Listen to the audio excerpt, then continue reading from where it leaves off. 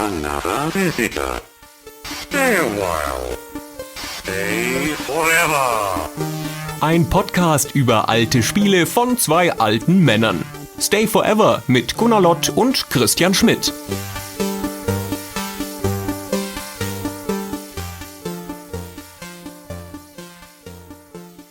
Hello, I'm Gunnar, I'm your host, and you all know me. We're here with Michael Legg, who started at Westwood Studios as a programmer in the late 80s.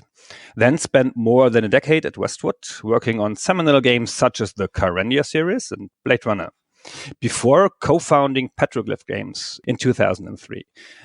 70 years and many games later, such as Star Wars, Empire at War, and Universe at War, Michael is still with Petroglyph today, serving as the company's president. These days, Petroglyph is working on the remastered version of Command & Conquer. Definitely something to look forward to. Michael, we are very happy to have you on the show today. I'm very excited to be here. Thank you. And also on the show is Christian. Hello, everyone. Happy to be here as well.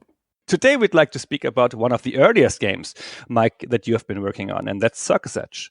We've played through the game, and we've dove very deeply into the game world and its mechanics. And now, Michael, we need to talk because we have lots of questions about how the game came to be and why it is the way it is.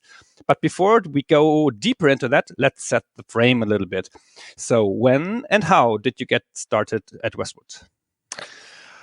Oh, wow. Let's see. A lot of us from Westwood were going to University of Nevada, Las Vegas here in town. In fact, a lot of us met and used to hang out at this computer store called Century 23 when we were all in high school. And so a lot of us knew each other. And then a lot of us started working at Century 23 when we were in college. And that's where I met Lewis Castle, who was one of the co-founders of Westwood.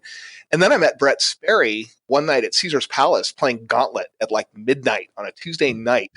We were playing Gauntlet together in this massive arcade, and I got to know Brett and then talked to him and then found out that he knew Lewis, and then they were getting Westwood started up, and Westwood was already working on some games for like SSI and Epix, and I was studying computer science at UNLV, and I was just delighted with what they were doing and the fact that they were making games for, the Amigas just coming out and the Atari ST, and the PC was barely just starting to happen, and so I met those guys and just loved them. They're just fantastic people. And yeah, so in the fall of 86, they let me come, even though I was still going to school full time, like a lot of people, I got to join up and be part of the fun.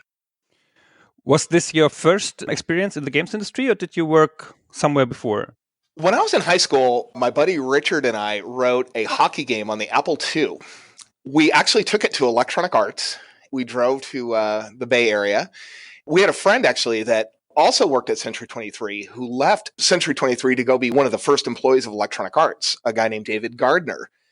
And because we knew him so well, because he had Las Vegas roots as well, we were working on this game. He said, well, you guys can come and show it. And so we took our hockey game to EA and showed him the game. And at that time, they weren't really ready to do sports games, and the game was pretty, it was pretty cool. It was pretty fun. You had a red team and a blue team and a little Zamboni that came out at halftime.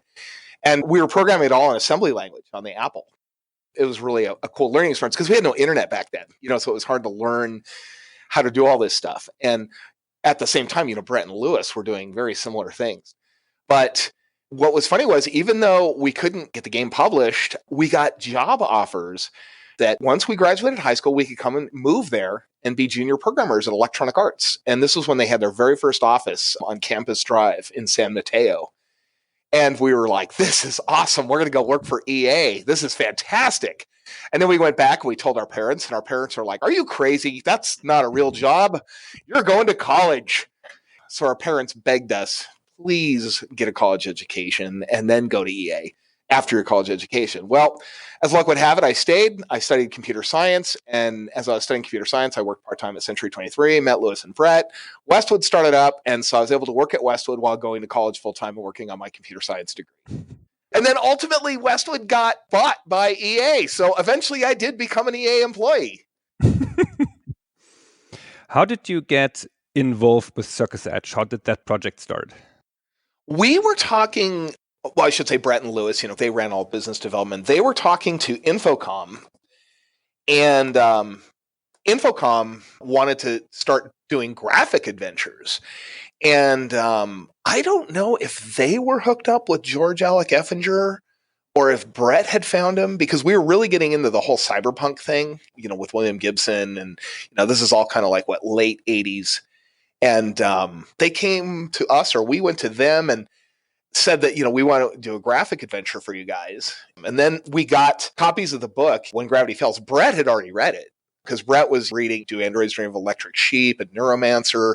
So Brett was already kind of ahead of the game on a lot of this stuff. And I read When Gravity Fails, and I just loved it. I mean, it was so evocative, and it was just, it was a great detective story, and the characters and the setting were just incredible. And I just went nuts over it. I'm like, this is awesome.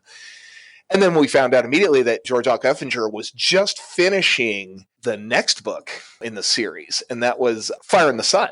It all just came together, and they're like, yeah, you guys go ahead and make this game. And what year was that when you started working on Circus Edge? Let's see. I'm pretty sure it released sometime in 1990. Mm-hmm. And we did games pretty fast in those days. I mean, when I did California games, it would spend like a week or two on an event.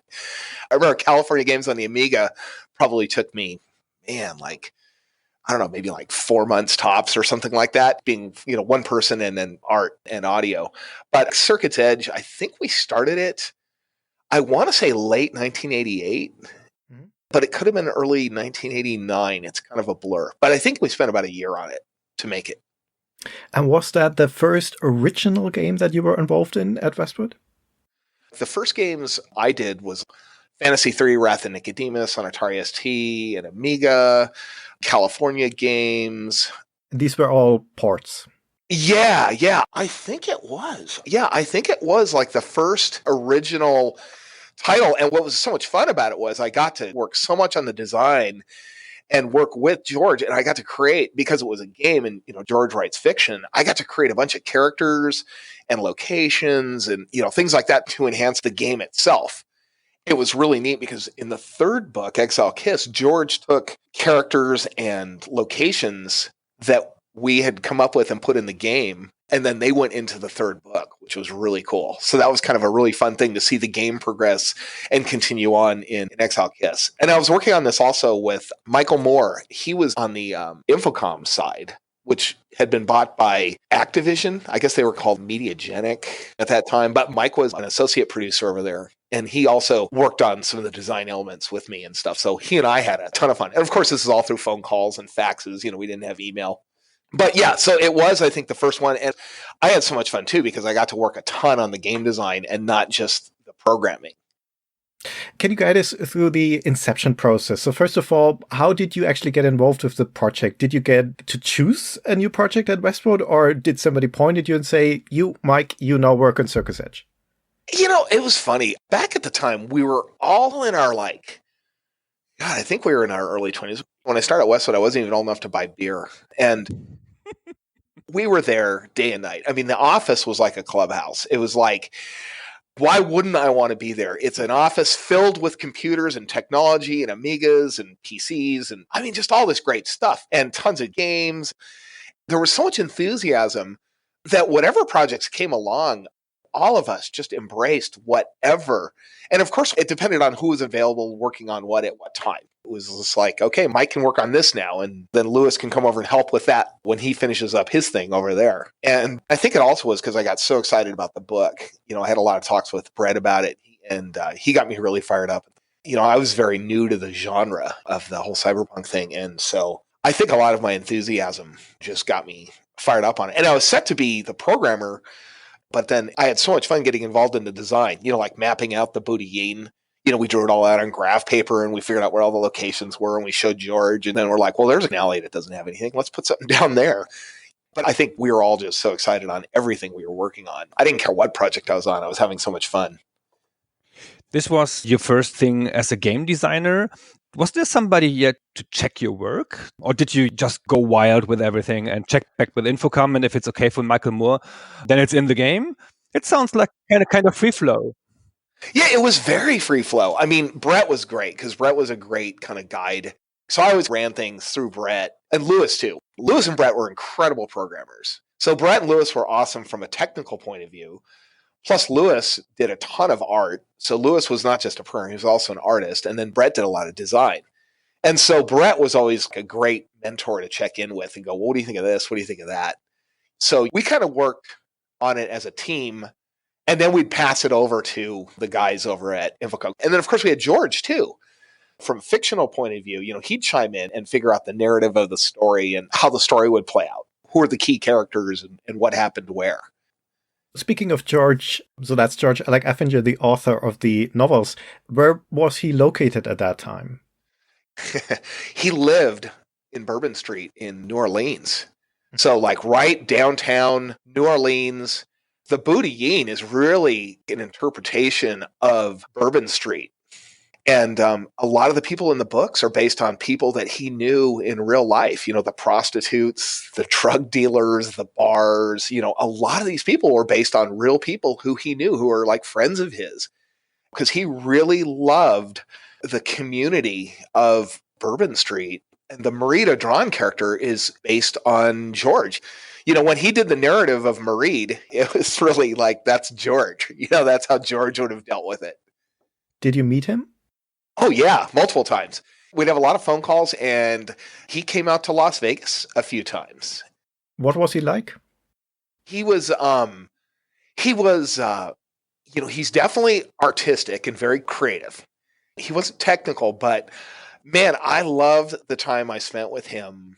I mean, his stories, he made me realize how few life experiences I had. Because I was like spending all my free time in high school working on this hockey game. And George is out in the real world, like I said, dealing with, I don't want to use the term underbelly, but like more of the unsavory characters that actually are really cool characters in his world. And so we went out gambling. We went to a strip club. We went and ate out a lot. He loved to eat. We loved to eat. George loved it too because he was out on Infocom's dime. So we didn't go to like crazy expensive restaurants and stuff, but we went to bars and went out to restaurants. And like I said, we went to a couple strip clubs. It was great. And I just had so much fun just listening to his stories because I'm just like, oh man, have I ever had a sheltered upbringing compared to what George has been through? And he's lived to tell about it. Previously, in another episode, we spoke about a game called Amnesia, which was written by another novelist called Thomas M. Dish. And the creation process of that game was that Dish basically created the entire script for the game and then dumped it on the development team and essentially said, okay, here's the text, now build the game.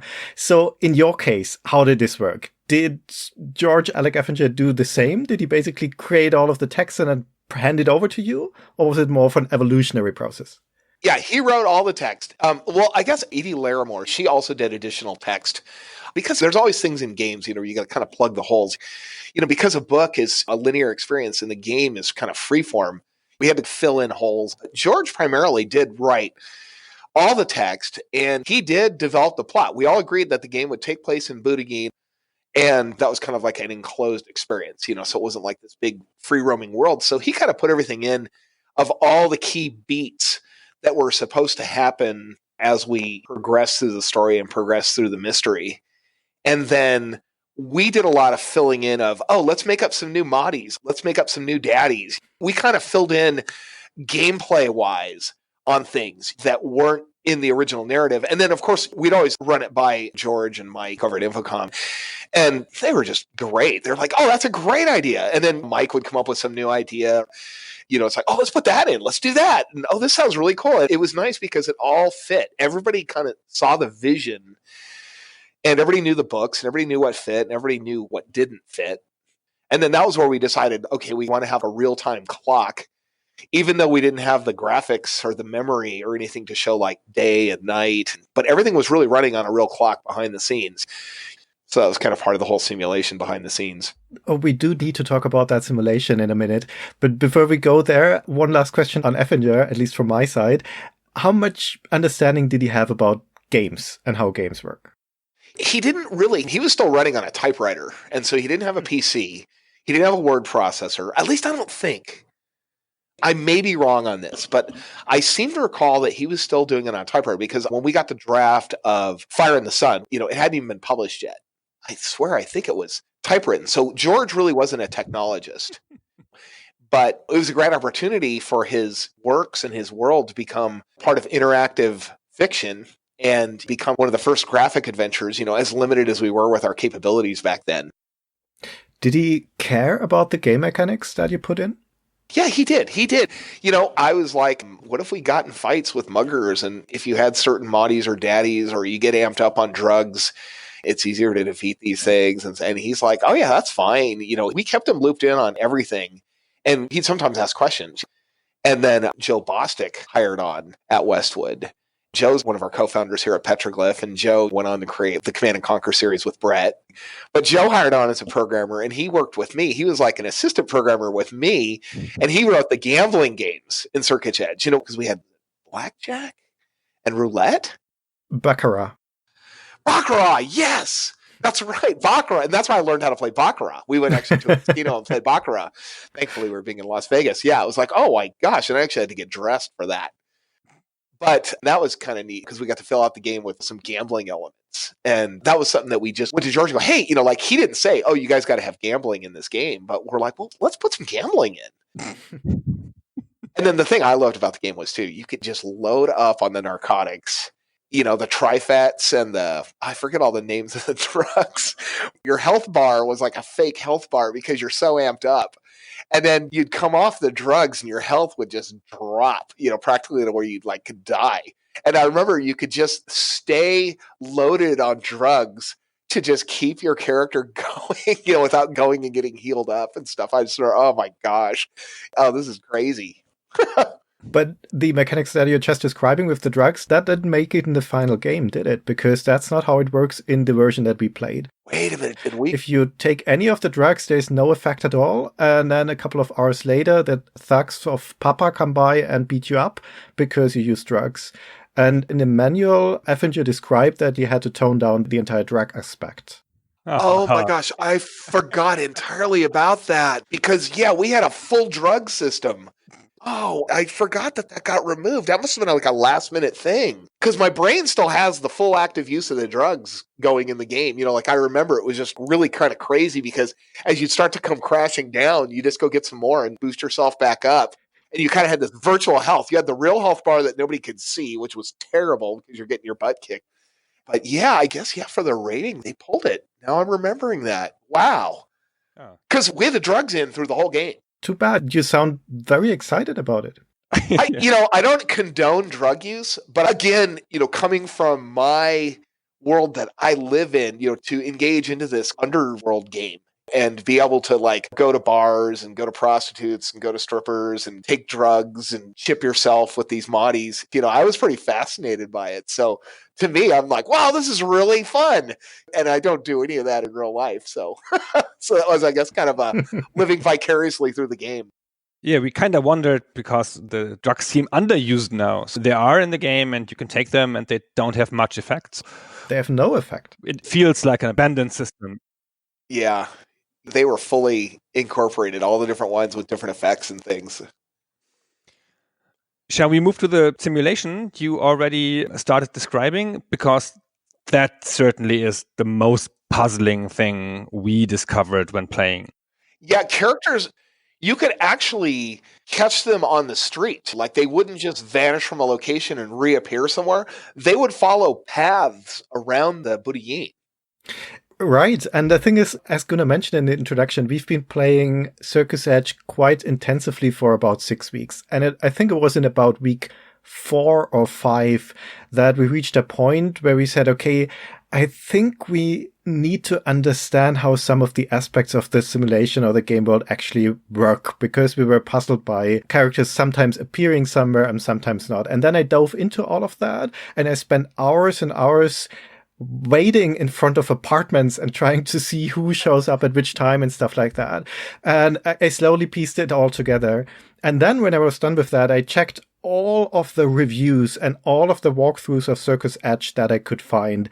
And no one, not a single person, had understood the simulation. And I think it's fair to say that most players wouldn't even notice that it exists. So the question is, why go to this effort and put the simulation in if it's not really visible in the game and it's not used for anything sensible at all? Well, we wanted the world to feel like a living world. And we actually originally had the characters animating and walking through the world. Okay. Everybody was walking around. You'd see them come out of the location. They'd move down the street. They'd turn.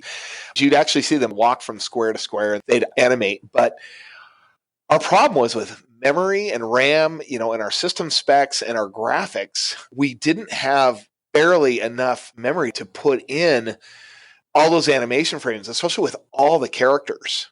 If we wanted to have Chiriga leave her nightclub and go walk somewhere, we didn't have anywhere near the memory or the capacity to have a character that looked like Chiriga walking along the street. So we had these generic characters like in hoods and things. We had a male and a female. And then, of course, in Circuit's Edge, sometimes there's a thin line where you're like, well, are they male? Are they female? Are they both? What are they? Because that's another fascinating part of that world. So we had all these characters that kind of looked alike, and they were moving around, and it just felt wrong. It was like, well, this is pretty cool, but everybody looks exactly the same. Here we have like 50 male characters wandering around. They all look exactly the same. And we lost so much memory and graphic memory to that it was easier to just have a stationary figure that wasn't animating. So the whole simulation was originally written around the characters actually being able to walk so you could bump into them on the street. The idea was you could follow them and things like that. The other great thing was we were at Game Developers Conference in Santa Clara. Lewis went to some talk and came back all fired up on this knowledge information exchange system. And it was really neat because behind the hood, we had a bunch of clue tracking going on.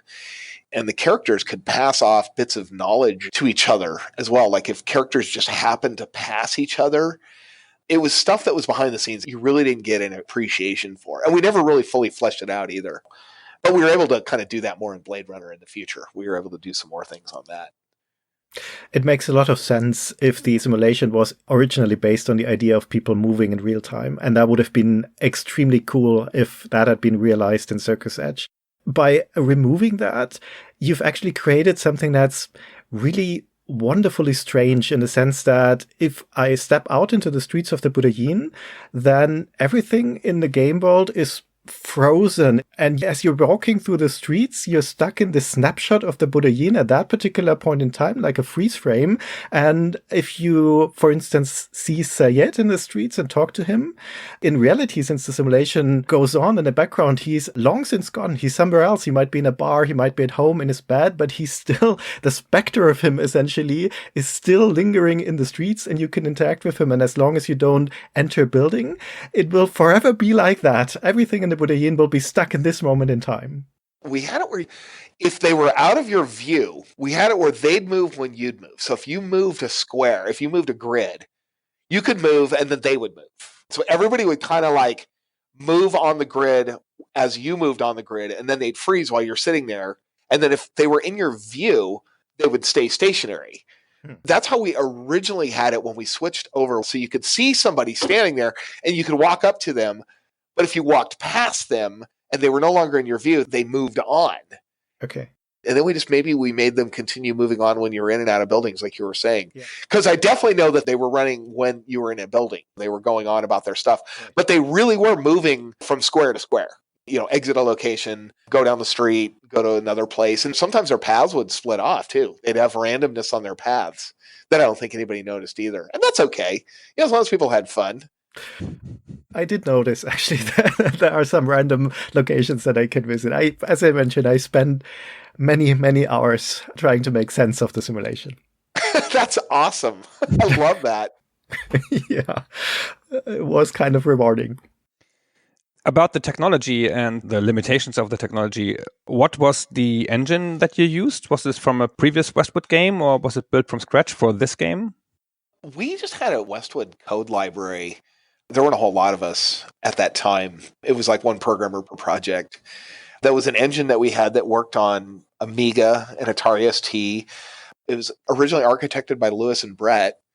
We did have stuff on Apple II and Commodore 64 and Apple II GS, but that was kind of a separate engine. And then we started working on this engine that could share code across the platforms. We called it WWLib, or Westwood Libraries. So when we did Kyrandia, for example, it just went right over to Amiga. that same code library could render the graphics specific to that platform. And so, yeah, we just used our own internal engine and we just add new things as we needed per game. Like for Kyrandia, I had to write an invisibility effect. You kind of get this predator, like shimmer effect. And then Joe Bostic was like, oh, cool, I can use this for stealth units in Dune 2. We made it like this repository of different things that we were doing. And so everybody's code was pretty much in every game we ever did because it was a shared technology base. So if you'd ask me to describe what kind of game Circus Edge is, I would probably say it's a cyberpunk adventure game with maybe some RPG elements mixed in. But at the core, it's an adventure game. Now, most of the adventure games of that time are the classic side view perspective, like the Sierras and the LucasArts. However, you chose a first-person view, which is rather uncommon. Why did you opt for that perspective?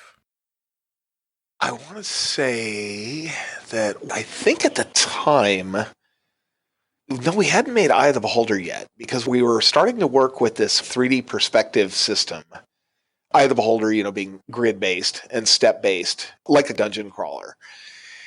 Well, you had made Mars Saga before. Wasn't that already with that first-person view? Yeah, Mars we called it 3D Pack, and Lewis created it. Yeah, it was Mars where he originally did it, and then it really took off with Eye of the Beholder. So I was using like a variant of what Mars did. We hadn't jumped into like doing the scene-based, like I said, like a Monkey Island for us it would have been Kyrandia, because Kyrandia, we were so inspired by the LucasArts games. I mean, we have so many Monkey Island inside jokes in the Kyrandia series because we loved LucasArts and we loved the games they were making. And we enjoyed King's Quest too. So we hadn't really started. So we thought it'd be cool to go out and move around the world, because we wanted to do a simulation, have characters moving around on a clock. And that was the way we just thought that would be kind of a fun way to realize it.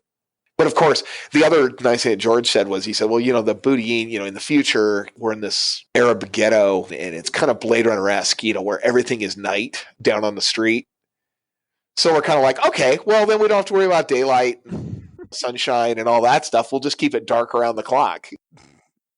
So one of the strong benefits of this first-person perspective is that it's more immersive because you're really on the ground and you're moving through the game world, as you mentioned. Now, one of the things which also struck us as a bit odd is that in that game window, so in that viewport into the game world where you're actually seeing where you are and moving through the streets and see the locations, the game is not doing anything with that. It's completely non-interactive. If you're in a location, you don't see the items in the locations. You don't see the persons in the locations. They are in a separate window. You can't really interact with the game world through this viewport at all. All of the interaction happens with the menu bar at the top of the screen. And that seems strange as well. Why have this immersive perspective as being down on the ground and then having the controls all located in a menu bar? Because really, it was a text adventure. I mean, if you think about it, the idea was let's make a text adventure, but with graphics. So the menu system, the conversational choices and things like that was to be very, text adventure-y. And so we decided to have this thing, where you can move through the world to get from location to location. But we didn't have any system to like, oh, do we put items in the world? Because George wrote the narrative of things that happen within the locations themselves. That was kind of like his world. So that was our interface to dealing with his narrative and his choices and his things like that. If I'm taking all of the things which you already told us, and you were very enthusiastic about the entire creative process of the game, that a lot of ideas popped up left and right, and there was this creative spirit of just putting stuff in the game, just making it happen. And I guess the same is true for the combat system as well, because if you look at that rationally from a distance, combat is really vastly underused in the game. If I'm not counting the random encounters in the streets, then you have to fight exactly 2 times in the main storyline, and those 2 fights are dead easy. But at the same time, the combat system itself is rather elaborate. It has lots of weapons, different attack types, the mod chips that unlock new proficiencies. So you build this relatively complex combat system, and then you didn't really use it. So well, that's funny because that's the programmer in me. We love as programmers to write these over-engineered systems that like, oh man, our system can do this and this and this, and it does this too. And, we also have the ability to do this. I remember too, you could run away too, I believe, right? You could flee and run off. And I think the muggers, they could catch up to you and start combat again. Like if you ran away and you just stood there. Maybe I'm wrong, but I thought that they don't do that. They didn't follow. It's just if you passed them. Hmm. The drugs played a lot into the combat too, because the way you could boost your abilities and things like that. But when we pulled the drugs, there was it had a ripple effect. There was some stuff that afterwards we had to adjust the ramifications, for that. Well, you do have what's still in the game is the impact of alcohol. So you can go to the bars and have a drink, and that will actually boost some of your stats. Oh, right. And that's something that I discovered only after we've already finished the game, and I just ran through a couple of things because I wanted to understand them. But it's one of the many examples of features in Circus Edge which are in there, but they're never fully realized. Another one, just for completeness' sake, is that NPCs can actually have different moods. They can be happy if you compliment them, and you can also insult them. That's a dialogue option. And then they get mad, and they might even refuse to talk to you. And to put it bluntly, I'm sorry, this is completely pointless. Or maybe we didn't understand this aspect of all of the conversations. But I mean, there's really a long list of cool and creative systems in Circus Edge. It's a very feature-heavy game, which ultimately don't really add much to the game world, or they're hidden, or they're not really fully realized. So if I look at the credits of the game, there's 2 associate producers from the Infocom side, there's 2 producers from the Mediagenic side, there's Brett as the director, there's Louis as the director. Why didn't some of these people at some point say, stop, it's too much, take some features out and realize your core vision? I don't know. It was just kind of like the way that the game evolved, working with Mike and Tony and Brett and Lewis and George, and how we were trying to kind of realize the vision. So I don't know, because not being a producer, just being the programmer and the design, that was the world that I lived in. Everybody could make a wish, and everything seemed to be realized, which is a nice way to go about things. It was also a very much, we really wanted to keep George, what George wanted, things that he wanted to see kind of come into the game, like the conversation system. That was everything George wanted. George wrote all the conversation hooks and how he wanted those things to apply. And we kept him looped in on everything too, of what we were doing and what we were trying to accomplish. But it was a very iterative process. We put things in, we take things out, we try this, we try that. Like I said, the whole people walking around the Budayin, we were so excited about that, but we're like, this just does not work, Okay. Well, the thing is that when Gunnar and I play these old games, these kind of forgotten old games, what we really appreciate is ambition. We like it if games are ambitious, if you can feel as players that someone was excited about that. And for some reason or other, it didn't pan out completely in the end.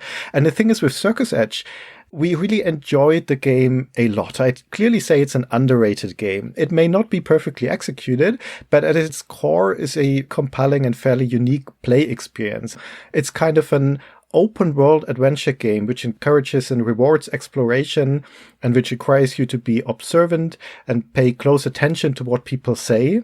And I think this latter part is most important because where typical crime investigation games are mostly about searching locations and collecting items and interrogating suspects, in Circuit's Edge, detective work consists to a large degree of being out in the streets, actually talking to people, asking about leads, thinking about clues. And to us, that felt refreshing, and it was surprisingly effective. We had a lot of eureka moments as we played the game, and I think that was very rewarding. Well, I'm so happy that you guys had that experience. One of the magazines gave us Adventure Game of the Year for it, and they did call out some of those things. And I looked last night, I looked around for the art. I was trying to find it, but we still have the cool trophy. It's got this really neat trophy that they sent us that sat in the trophy case. It might have been Computer Gaming World Obviously we didn't have the internet and we couldn't really go on and sell like, oh, behind the scenes, the game does this and it does this and it does this. So it had to come down to the player's perception. There's a lot of stuff that's really easy to miss. That's why when I looked at your notes on the document that you guys created, I was like, whoa, wow, this is great. Yeah, thank you. While we're at the topic of reviews, one of the gripes that we had, and many reviewers seem to have shared, is that there's only a single save game, and that in a game which has dead ends and a quest with a very tight time limit. So why only one save game? No idea. I have no idea. I don't know if it was disk space. Maybe it was just we didn't write the UI to have multiple save slots or something like that. It was so early on. I thought the game auto-saved on your progress. Oh, so totally not. Okay. So you actually would go in and save and then you could reload your save game. Yeah. Yeah. But you had only one spot in the game, and that's the apartment of the protagonist. So you had this ritual where you achieved something, then went back to the apartment and saved there in your single precious save game. Wait, you could only save in your apartment? Oh, yeah. Okay. And now you realize what you've done to us. You know what? No, I think that was a conscious decision. I'd have to ask Lewis about this. I think to have some element of danger of making it back to safety. Yeah, that worked. Because originally when we were doing it, you could save anywhere. Actually, maybe it was save only inside interiors and not out on the street. But yeah, I don't know why we didn't have more save slots. That's a great question. Maybe we just ran out of time. It could have been also just a pattern that we were following from our past games where we just weren't thinking, oh, God, we really should add more save slots. Because a lot of times what we do is we'd be playing other games that other people were doing and go, oh, God, that's a great idea. Let's support mouse cursor. I think when we started, initially, you didn't have to have mouse. In fact, I think you could play the game without a mouse. Because originally we didn't used to have to support mouse. You could do it all through keyboard. I think you can play the entire game with a keyboard. I don't think you need a mouse. Yeah, I think because the mouse was kind of a new thing back then. So, we have one save slot, but we got the mouse working. So that was good. So was Circus Edge a successful game for Westwood? Yeah, it was. I don't have sales numbers, but I remember Brett was saying, okay, yeah, good. We're making money. And it was also, at the tail end of the project, Infocom was transitioning to Activision/Mediagenic. They had been bought. And so there was this kind of changeover going on. And the publishing, I'm not sure if it was handled by Mediagenic or if that was handled by Infocom at that time, because things were starting to get a little nebulous. Yeah, I think it must have been Mediagenic at that point because they closed the original Infocom offices in 1989 and moved the remaining people to California. Then that would have been the Activision offices probably. Right. What does the name Circus Edge mean? We were trying to come up with some kind of cool high-tech cyberpunk name, and Circuit came in from the Moddies and the Daddies, being the chips that you could plant in. I don't remember who thought it up. It might have been one of the Infocom guys, but it was really in an homage to the Moddies and Daddies. I already mentioned why we liked Circus Edge and the interesting game experience, but there's another aspect of the game which I particularly liked, and that is the art. I think it's difficult to create interesting and even beautiful EGA art, but Circus Edge manages that in particular for the character portraits. There's a ton of really beautiful characters in the game. Do you remember who created them and why there was such an emphasis? Yeah, Aaron Powell. I remember he was doing a lot of the environments, but he was dying to do some of those dancers and the prostitutes. And Maureen Starkey, she was also a whiz. And at that time, Maureen was also doing just gorgeous stuff on the Atari ST and the Amiga. And then coming over to the PC, we were more limited. But Maureen did most all those characters. And then I think Aaron did mostly all the environments. Like anytime you see a bullet hole in something, it was Aaron. Because there were so many things with bullet holes. Everything had bullet holes. We were always teasing Aaron, like, Aaron, this whole place is shot up. What's going on here? Because Aaron just loved putting bullet holes and stuff. But what we did was, with a lot of the dancers, Aaron and I ran out and went to like Walden Books or Borders at our local mall and picked up some of those Playboy's Book of Lingerie. And it was so great to have this legitimate reason to go buy Playboy content. I think we still have them where you can actually go, oh, that's the girl from this one shot. If you look at Playboy's Book of Lingerie, you can actually spot them because they're kind of just ripped off from those pictures as reference. But we really wanted to animate everything too. We really wanted to animate everything in the window. But again, the limitations that we were on, we wanted more variety too out on the street because the street was pretty nondescript, except for when you came up to an entrance. And then we put a mech out there because we were working on Battletech. So we stuck a mech out in the street. Right, in front of the electronics store. That's why there's a mech there. Yes, Electronique. Was it Electronique Boutique or was it just Electronique? Electronique. Yeah. Oh, because I think we originally called it Electronique Boutique because we were all addicts of Electronics Boutique back at the time, that store that we had in the mall where we bought the Playboys. And I think we called it Electronique Boutique, and then somebody at Activision's like, what, are you trying to get us sued? And we're like, oh, wait, okay, sorry. Yeah, so. But the music, also, we supported the Roland Sound Canvas and the Roland MT32, and not many people had those sound cards. But boy, it sounded so cool with that music playing with more real instruments. Well, again, what an ambitious game. And I can only imagine what kind of game this could have been if you had had more time to realize that vision fully and maybe balance it more. But the setting is still fairly unique even today. The game experience, what the game feels like, is still fairly unique even today.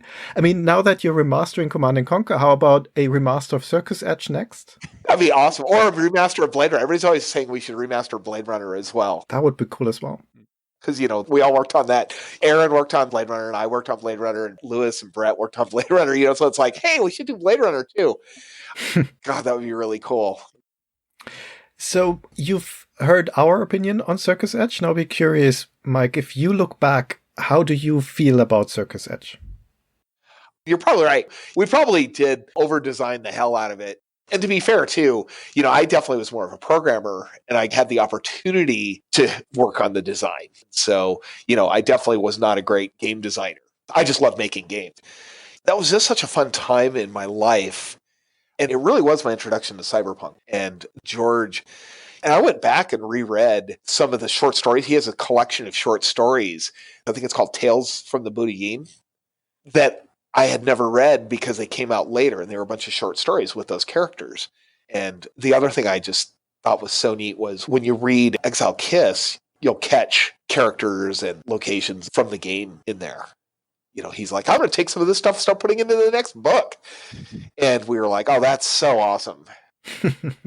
It was an incredible time to be making games because, man, we didn't have big budgets. We didn't have much time to make the games. We were working insane hours, and we loved it. We loved every minute of it. There was no such thing as mandatory crunch because everybody was there all the time, day, night, weekends.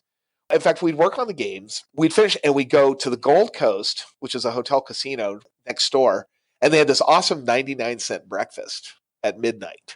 And it was like fantastic. Pancakes, eggs, bacon, sausage, side of ham.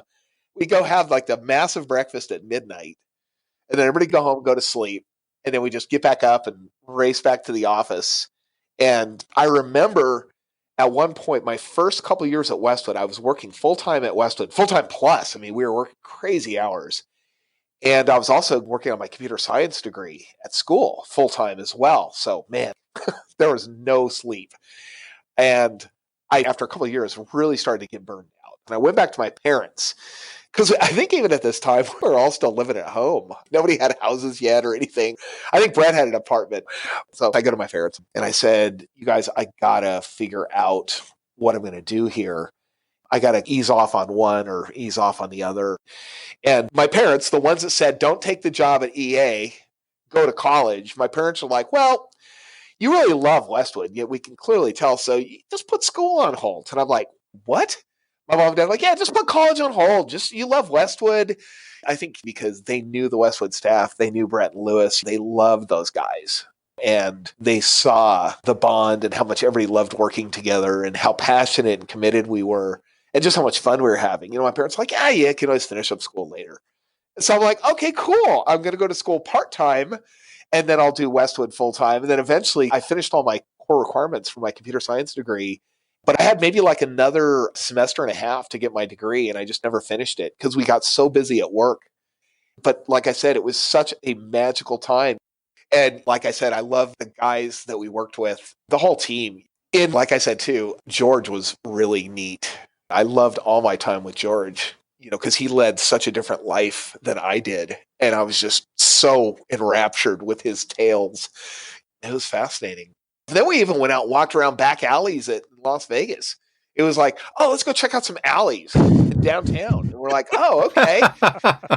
And we even did a team photo in one of the alleys. We went out and back of one of the hotels or casinos and tried to find the grubbiest alley we could find.